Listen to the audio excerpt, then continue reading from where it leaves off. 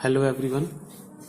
छात्रों, आपने इस वीडियो को खोला है, जरूर आप किसी न किसी शिक्षक प्रशिक्षण विद्यालय महाविद्यालय में टीचिंग की कोई ट्रेनिंग जरूर ले रहे हैं और उसके अंतर्गत इम्पोर्टेंट पॉइंट होते हैं माइक्रो और मैक्रो टीचिंग के। तो मैं ये माइक्रो मैक्रो के लेसन प्लान बना रहा हूँ और बहुत सारे प्लान बन चुके हैं। प्ले लिस्ट में जाइएगा, आपको वहाँ बहुत सारे वीडियोस मिलेंगे और हर विषय के उपलब्ध हैं। तो आप एक बार वहाँ पे विजिट करें और इस वीडियो को पूरा देखने के लिए बिल्कुल भी स्किप ना करें, ताकि ये आपको पूरी नॉलेज देगा। मैं चाहता हूँ कि ये प्रस्तावना कौशल है, पाठ प्रस्तावना भी कहते हैं इसको, इंट्रोडक्शन स्किल है। ये थोड़ा सा बालकों को सबको समझने में मुश्किल करता है, लेकिन वास्तव में है बहुत आसान। तो मैं पूरी कोशिश करूंगा आपको इसको समझाने के लिए। बस वीडियो को लास्ट तक देखते रहिएगा। लाइक शेयर सब्सक्राइब के लिए नहीं कह रहा हूं मैं आपको, आपकी इच्छा हो तो करें, ना तो ना करें, लेकिन वीडियो को पूरा देख लें और आप ये प्रस्तावना कौशल को पूरा समझ लें। तो आइए चलते हैं टॉपिक की ओर और पढ़ते हैं। ये मैथमेटिक्स का प्लान है, गणित का लेसन प्लान माइक्रो का कैसे तैयार करना है। मैं आपको एक प्लान समझा रहा हूं ये इस तरह से कि आप किसी भी टॉपिक का प्लान समझा लेंगे, बना लेंगे, पढ़ा लेंगे, चाहे वो कोई भी क्लास हो और कोई भी टॉपिक हो। तो देखिएगा, ये प्लान को मैं आपको जैसे जैसे बताता चल रहा हूं वैसे वैसे करते रहें। पहले एक नजर प्लान पर डालिएगा कैसे होता है ये, और उसके बाद मैं पूरा समझाता हूं फिर आपको। ये इस तरह से प्लान बनेगा और बनता कैसे है ये भी देखिएगा। देखिए, हर काम को करने का एक प्रॉपर तरीका होता है। उसी तरीकों के अंतर्गत माइक्रो टीचिंग के लिए सबसे महत्वपूर्ण चीज होती है इसके कंपोनेंट्स, घटक, जो मैंने हर वीडियो में आपको बता रखे हैं, समझा रखे हैं। और इंग्लिश मीडियम वालों के लिए भी मैं बता रहा हूं, बस वीडियो को देखते रहिएगा। तो पहला घटक होता है, पहला कंपोनेंट होता है, और ये कंपोनेंट काम क्या करते हैं, ये हमारी टीचिंग को सरल और अच्छा सुगम्य बनाने के लिए ये वो मानक होते हैं, पैमाने होते हैं, या कुछ महत्वपूर्ण पॉइंट्स, बिंदु, कुछ भी कहिएगा इनको, ये वो होते हैं जिनके माध्यम से हम उस कार्य में सफल होते हैं। तो कथन और प्रश्नों का छात्र के पूर्व ज्ञान से संबंध, आप डायरी पेन करके नोट करें, मैं स्क्रीनशॉट का भी टाइम दूंगा आपको। कथन और प्रश्नों का मूल पाठ और उसके उद्देश्यों से संबंध, विचारों, कथनों और प्रश्नों में श्रृंखलाबद्धता, पाठ का उद्देश्य और छात्र के स्तर के उपयुक्त उपकरणों साधनों का चयन और प्रयोग। और आगे आता है इसमें उपयुक्त और उचित अवधि विस्तार, छात्र ध्यान एवं रुचि जागृत, छात्रों को अभिप्रेरित करने की क्षमता, अध्यापक में उत्साह और सजगता। ये 8 पॉइंट हैं। मैं उम्मीद कर रहा हूं कि अभी समझ में नहीं आए होंगे, लेकिन अब समझ में आना शुरू होगा। मैं बताता हूं, पहले इसके बार इसका स्क्रीनशॉट आप ले लीजिएगा। ये लीजिए इसका स्क्रीनशॉट और अभी समझाने का काम करते हैं शुरू।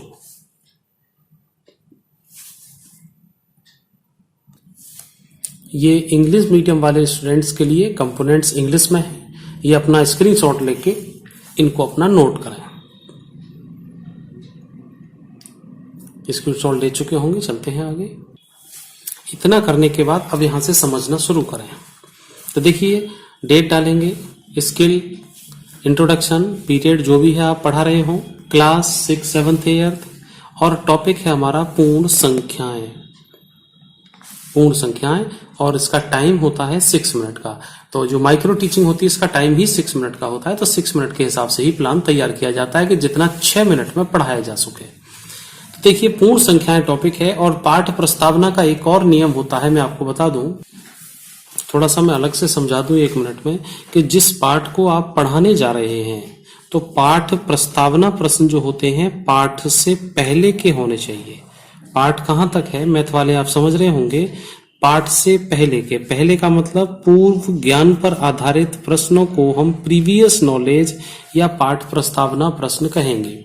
अब इसमें समझना ये है कि चैप्टर में से जो क्वेश्चन हैं वो नहीं पूछने हैं, आपको चैप्टर से पहले के प्रश्न पूछने हैं 3, 4, 5, और तब आपके पाठ में प्रवेश करना है।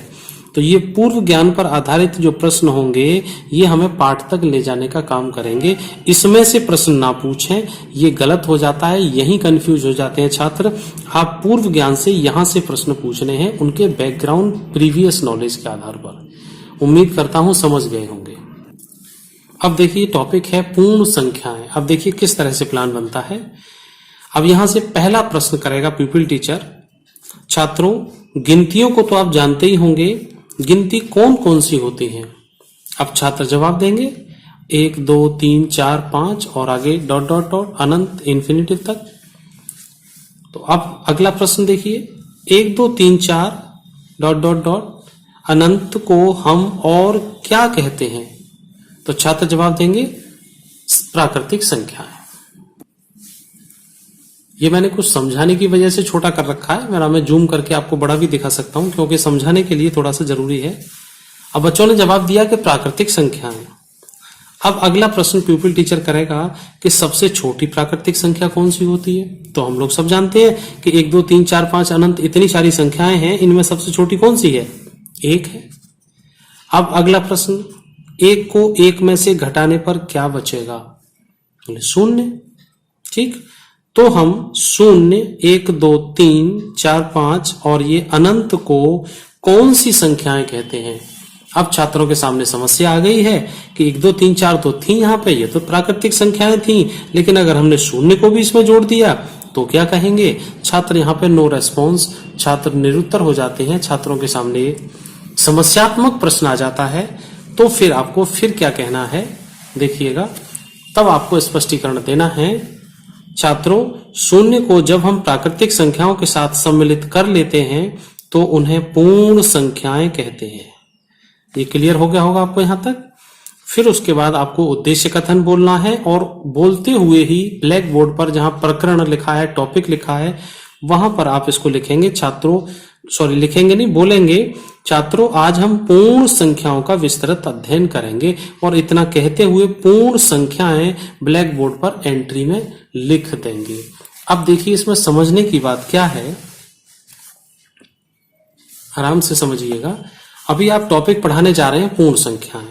आपने पहला प्रश्न किया कि छात्रों गिनतियां तो जानते हैं लेकिन गिनती कौन कौन सी हैं? जवाब आ गया। ये वाली गिनतियां क्या कही जाती हैं? प्राकृतिक संख्याएं। सबसे छोटी 1, 1 को 1 में से घटाया 0। अब आप ये बताइए कि जो पहले 4 प्रश्न हुए हैं क्या वो पूर्ण संख्याओं से संबंधित हैं? नहीं है।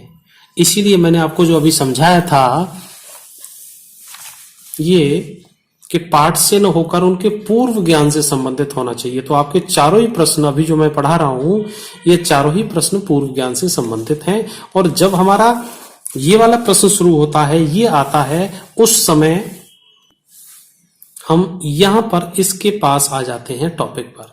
कहा क्या है? पूर्ण संख्या है।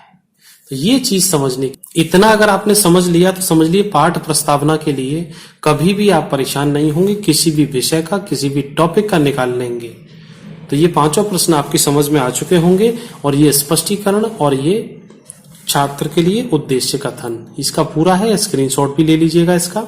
अब मैं आपको एक और चीज समझाता हूं। अभी जो आपको कंपोनेंट्स मैंने बताए हैं, ये सभी कंपोनेंट्स को मैं आपको दोबारा से बताना चाहता हूं। देखिए अब समझ आएगा आपको। कथनों प्रश्नों का छात्र के पूर्व ज्ञान से संबंध, अभी 5 प्रश्न आपको समझाएं तो वो है पूर्व ज्ञान से संबंध। कथन प्रश्नों का मूल पाठ और उसके उद्देश्य से संबंध, वो भी है। विचार कथन प्रश्नों में श्रृंखलाबद्धता, अभी आपने देखी है 5 प्रश्न में। पाठ का उद्देश्य छात्र स्तर के उपयुक्त है, बालकों के अनुसार ही बनाया है, कोई बड़ा हाई लेवल का प्लान नहीं बना दिया। उपकरण और साधनों का चयन प्रयोग किया है, कुछ विशेष आवश्यकता नहीं है, चौक ब्लैक बोर्ड से काम चल गया है आपका। उपयुक्त और उचित अवधि विस्तार, जो 6 मिनट का प्लान है वो हमारे 5 प्रश्न और स्पष्टीकरण देने में बड़ी आसानी से अवधि विस्तार भी हमारा ठीक है। छात्र ध्यान और रुचि जागृत, ये भी बिल्कुल ठीक है। छात्रों को अभिप्रेरित करने की क्षमता, वो भी टीचर्स के अंदर है। और अध्यापक में उत्साह और सजगता, ये भी है। तो इस तरह से अब आपको पूरा समझ आ चुका होगा। अब मैं आपको एक चीज और समझा दूं कि ये सब क्या है। बहुत देर से आप देख रहे हैं ये टैलीज होती हैं, हर कॉलेज में, हर यूनिवर्सिटी में सब लगवाई जाते हैं। तो फॉर्मेट कुछ भी हो सकता है, लेकिन टैली तो आपको लगानी है। इसका मतलब ये है, मैं आपको 1 मिनट में ही समझा दूं कि जो भी कंपोनेंट यहाँ पे लिखा हुआ है, क्या आपने इसी के अनुसार इधर वाले प्रश्न तैयार किए हैं। तो जैसे ये पहला वाला है, कथनों प्रश्नों का छात्र के पूर्व ज्ञान से संबंध। तो हमारे कौन कौन से प्रश्न का पूर्व ज्ञान से संबंध है, तो देखिए हमारे 5 प्रश्न का पूर्व ज्ञान से संबंध है। 5 के आगे हमने एक एक लिख दिया है। दूसरे वाले का भी है तो हमने 2 लिख दिया। तीसरे का भी है तो 3 लिख दिया है। चौथे का भी है तो हमने चौथे का भी लिख दिया। तो 5 हो गए ना इनके। तो ये यहाँ पर टैली इस तरह से लगाई जाती है, एक लाइन 1 2 3 4 और ये 5। इसी तरह से दूसरे का है, इसी तरह तीसरे का, इसी तरह चौथे का है। अब आगे देखिएगा कि जितनी टैली लगी होती हैं, ये जैसे ये 5 है तो 5 वाली लाइन में टिक किया हमने रेटिंग स्केल में। ये 5 है, 5 वाली लाइन में टिक किया रेटिंग स्केल में। इसमें 7 है, 7 वाली लाइन में टिक किया। तो जितना में है होता है वहीं टिक करते हैं, वैसा ही प्लान तैयार हो जाता है। और इसी तरह से आप नीचे वाले सब का भी लगा सकते हैं। तो ये टैली भी हो चुकी है आपकी, पूरा प्लान तैयार हो चुका है। जिनकी कुछ कम समझ में आया हो, एक बार दोबारा से वीडियो को देख लेना, आपको पक्का पूरा समझ आ जाएगा। फिर भी कोई प्रॉब्लम हो तो एक बार कमेंट बॉक्स में अपना कॉन्टैक्ट नंबर डाल दीजिएगा, मैं आपको कॉल करके भी समझा सकता हूं। और दूसरे विषय के और दूसरे प्लान के लिए प्लेलिस्ट में जाइए, वहां पे आपको सब कुछ मिलेगा। आप बड़े आराम से प्यार से देखिएगा, आपको सब कुछ समझ आ जाएगा। चलिए छात्रों, मिलते हैं फिर आपको नेक्स्ट वीडियो में। Till then take care, bye.